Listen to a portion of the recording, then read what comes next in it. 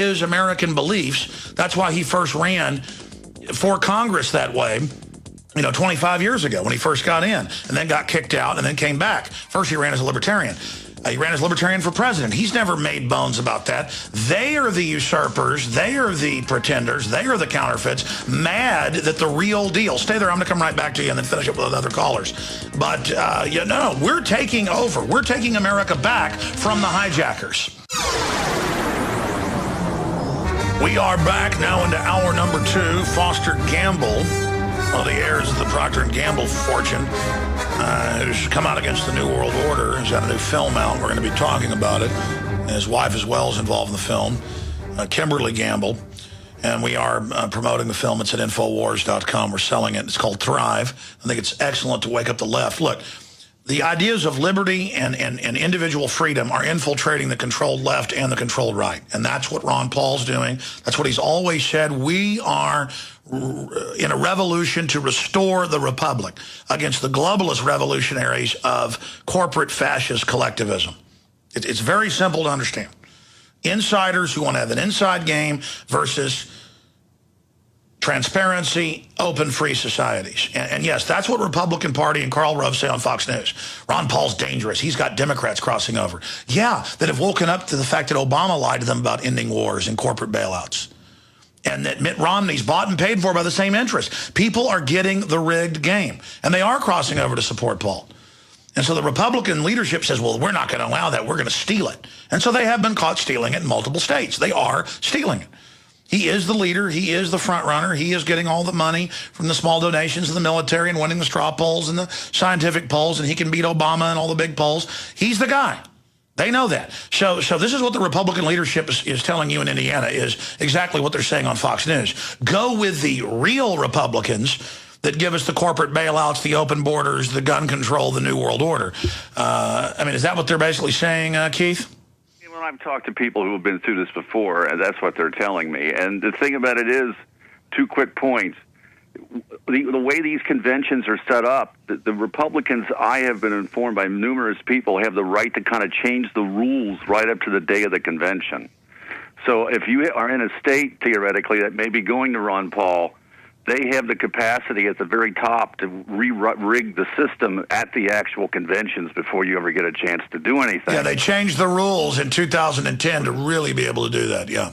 Yeah, and like back in 2008 in Nevada when they were going to have a caucus, and they just canceled it. So, I mean, these are the things they do. The other point is you are absolutely right about the attitude of the public.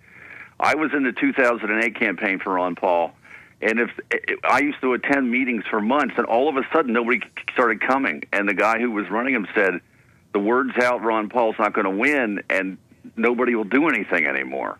And I think the people who run the Republican Party really know that. It doesn't take months for people to abandon a candidate. If they suddenly decide he's not going to go anywhere, I was shocked at how quickly people just leave.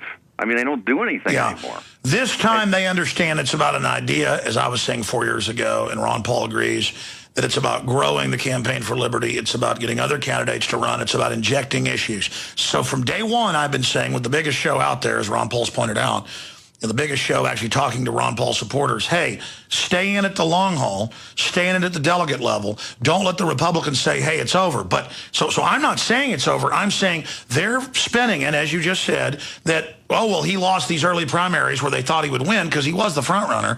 Okay, and then you'll see that bandwagon over to Romney, over to Santorum, and that's now happening. But it's not as bad as it was 4 years ago. But some of the momentum is going to be lost, so just be ready for it.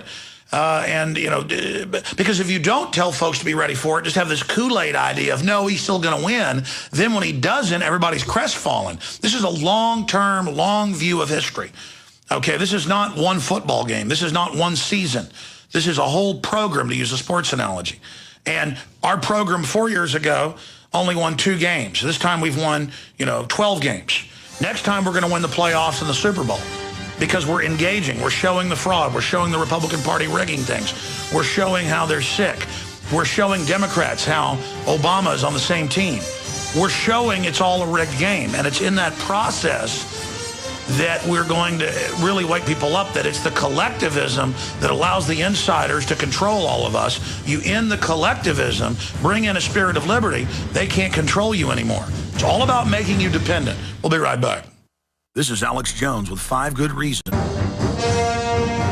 All right, in the third hour, we'll continue open phones on the presidential campaign and the fact that there's no difference between Mitt Romney and Barack Obama. And the whole system is rigged against Ron Paul, which shows he's the man. And we'll continue with your calls on that subject. And also the nanny state, which is really the heart of the globalist takeover. I've now discovered they're trying to restrict walking on boardwalks because any bumps are seen as dangerous. And they may, they're now moving to ban people walking on boardwalks. I've now discovered while I've been out in Florida, they've banned running in public schools across the United States, Europe, England, and other nanny state control systems, because running, you might fall down and hurt yourself. It's just a total enslavement, bubble boy kind of iRobot scenario. Isaac Asimov wrote about, a future system where the robots are there to serve humans, but they have this directive to not do harm, and so they basically enslave people because they can't allow humans to do anything that might hurt them. This is really at the heart of this conscious globalist dehumanization that's taking place. We'll be covering that coming up in the third hour today. For the balance of this hour, we're going to be joined by Foster Gamble and his wife, Kimberly Gamble, both filmmakers who've made the film Thrive, very well produced. Months ago, listeners would call up and say, what do you think of this? And I said, well, I haven't seen it. So I got a copy, got so busy, didn't watch it for a few weeks, and finally did watch it. And I think that they're coming from a place of really trying to get people outside the box and to wake up. And you could call it a little new agey. It questions the big lie of, well, are there space aliens? And they don't say one way or the other. They just say, can we trust a government that's been caught lying about all this? And I'd say they spend maybe 5% of the 2-hour film on that. Then they get into the plans to reduce population, the cancer increasing, really hardcore things. They get into individualism, how that's going to empower people. And that's seen by the liberals that see it, because it's kind of tailored for classical, liberals out there. That's what's really shocking to them. For us that are constitutionalists, it's like, well, that's not shocking. So the film really, I would say, is tailored for kind of mainline liberals that are well-meaning people and don't understand from kind of an Alex Jones or Ron Paul perspective why liberty is so important. And it gets into alternative energies that have been suppressed and, the fact that is going on. It's really a revolutionary film. Now, obviously, some of it I don't 100% endorse or believe in, but I think it's really good to get people thinking. And it's a good way to break the ice. And to get conservatives to kind of understand a kind of libertarian liberal perspective and to also wake up mainline liberals. So that's why I made the decision to carry the film Thrive. It's now available at Infowars.com. It's also available on their site. Films like Zeitgeist, the first one came out, and of course I wasn't involved in it. I wasn't asked to be involved. They used a lot of my material. People got mad at me because it's really an anti-Christian, anti-religion film at first. Then it gets into the Federal Reserve, the New World Order. So I agree with 2/3 of the first Zeitgeist. 1/3 of it is attacking people that have faith or a spiritual consciousness. Thrive doesn't do that. So I like it a lot more because I've had spiritual experiences. I have a relationship with my Creator. I don't judge others that are in other religions and have had their experiences. I know that something's going on out there. And so it gets a little bit into that, too. So it's really about expanding your awareness. And I think overall it's a wholesome film, and I think the filmmakers are in the right direction. I kind of half-cocked when people were calling and talking about it, said, Foster Gamble, the Gambles, that's New World Order. Well, I bet it is, this or that. And they kind of sent nice emails saying, well, Alex, we think more of you. You should actually look at this. So they didn't really lash out at me when I was not really half-cocked. I said, it might be positive. I got to see it, but, little I'll find out, because I'm always a jaundiced eye on anything coming from the left. Now, they come out with other films down the road and start getting globalist on us, then I'll say, it's like Zeitgeist. The first one's okay, and then it gets, we're all going to live in plastic cities and be re-educated. But enough of me. They're with us for just the next 45 minutes till the end of the hour, and I appreciate the Gambles coming on. Foster, Kimberly, tell us about your awakening, and then I want to get into the free energy, how you woke up to 9/11, inside job, false flags, just the full spectrum you're covering, because this film is really waking up kind of mainline liberals out there that we're unable to reach, and I think it's valuable for that reason. Good to have you with us. Thank you. It's great to be on here with you, Alex. Speaking for myself, it was really when I left college and started to go out into the world and realized that we were invading Cambodia for no good reason that I could understand, and we were destroying a lot of the environment without people being prosecuted, and we were at the risk of nuclear holocaust. I came to the realization that maybe the so-called adults in charge don't really know what they're doing, or at least they don't have our best interests in mind. So I started going after the question, what is in the way of our thriving? And the best way I knew to do it at the time was through science and through consciousness. I thought it was just a function of worldview, and then we just needed to become more awake and so forth. And then along the lines of my research, I started getting more into following the money. And into the notion that maybe this agenda was actually somebody's intentional plan to benefit a few at the expense of the rest of us. And that's where really you became one of my major teachers. You've been a hero for me and a whole lot of my friends and my team for the last 12, 15 years. And the reliability of your predictions, not only your information, but your predictions, just kept you as one of my primary news feeds every day. So it was people like you and David Icke and Jim Marrs and others who just kept tying the different pieces together in a way that made so much more sense to me than what I was getting from the corporate media, that I just really went down that rabbit hole, and thank goodness I did. Well, you've made a great film. And go ahead, Kimberly. I just wanted to say that for me, it was really important to do a lot of my own research because the story made more sense that you were telling. But one of the things that I did was we hired an independent fact checker to corroborate everything as we were putting it together for the movie. And it was one of the ways we could find out whose information really was most accurate. And I have to say, the information that we got from you and the films that you were putting out always came back corroborated. So you became a really important source for me too. And I consider us real allies in this because I know my intention in making Thrive was to create a tool so that the people who are already aware of what's going on would have something to be able to share with people who have been more resistant. So thanks. Well, thank you. I think it's very effective because it covers a wide spectrum of what people are questioning, and it just basically discusses alternative paths to what we're going down, because we know the path we're going down is pure madness. Even though the controllers think they have a method, it's really a blind spot, and I think the elite are going to destroy themselves. I mean, undoubtedly the direction we're going is destructive. Let's start breaking down the film Thrive itself. I mean, do you agree with my perspective that this is something I see that's really going to be good for waking up people on the traditional left that kind of hear a gruff, wild libertarian and kind of get turned off?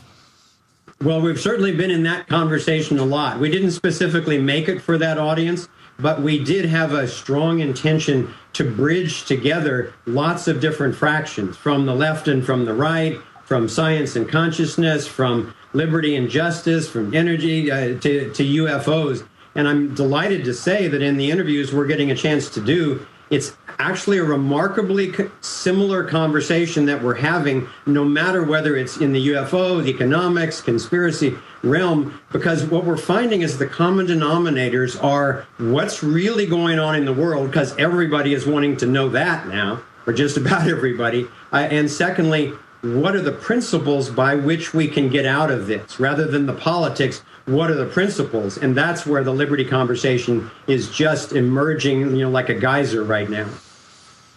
Well, it is. It's spreading like the white blood cells countering the virus or the infection. And undoubtedly, I mean, everyone knows just internally, it's a basic truth. There is a major shift happening. The old order is panicking. It's not really a new world order. It's an old order. And all of this tyranny we're seeing coming to the surface is an attempt to suppress the awakening we're seeing. I don't really get people saying, oh, you're full of it anymore like I used to. Right. They just say, okay, what are you going to do? So I think it's more about giving solutions, and that's what you're doing. Is that what you're saying? That's exactly what we're doing. People like you and David Icke have done such a masterful job of being the Paul Reveres for people, letting people know that there's something really heavy coming down if we don't do something about it. So we've been able to... Well, the heirs of the Procter & Gamble fortune, who's come out against the New World Order, has got a new film out. We're going to be talking about it. And his wife as well is involved in the film, Kimberly Gamble. And we are promoting the film. It's at Infowars.com. We're selling it. It's called Thrive. I think it's excellent to wake up the left. Look, the ideas of liberty and individual freedom are infiltrating the controlled left and the controlled right. And that's what Ron Paul's doing. That's what he's always said. We are in a revolution to restore the republic against the globalist revolutionaries of corporate fascist collectivism. It's very simple to understand. Insiders who want to have an inside game versus transparency, open, free societies. And yes, that's what Republican Party and Karl Rove say on Fox News. Ron Paul's dangerous. He's got Democrats crossing over. Yeah, that have woken up to the fact that Obama lied to them about ending wars and corporate bailouts. And that Mitt Romney's bought and paid for by the same interest. People are getting the rigged game. And they are crossing over to support Paul. And so the Republican leadership says, well, we're not going to allow that. We're going to steal it. His American beliefs, that's why he first ran for Congress that way, 25 years ago when he first got in, and then got kicked out and then came back. First, he ran as a libertarian. He ran as libertarian for president. He's never made bones about that. They are the usurpers. They are the pretenders. They are the counterfeits, mad that the real deal. Stay there. I'm going to come right back to you and then finish up with other callers. But, no, we're taking over. We're taking America back from the hijackers. We are back now into hour number 2, Foster Gamble. And so they have been caught stealing it in multiple states. They are stealing it. He is the leader. He is the front runner. He is getting all the money from the small donations of the military and winning the straw polls and the scientific polls, and he can beat Obama and all the big polls. He's the guy. They know that. So this is what the Republican leadership is telling you in Indiana is exactly what they're saying on Fox News. Go with the real Republicans that give us the corporate bailouts, the open borders, the gun control, the New World Order. Is that what they're basically saying, Keith? Well, I've talked to people who have been through this before, and that's what they're telling me. And the thing about it is, 2 quick points. The way these conventions are set up, the Republicans, I have been informed by numerous people, have the right to kind of change the rules right up to the day of the convention.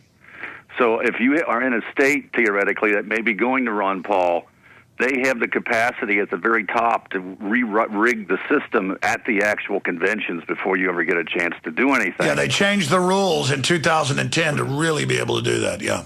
Yeah, and back in 2008 in Nevada, when they were going to have a caucus,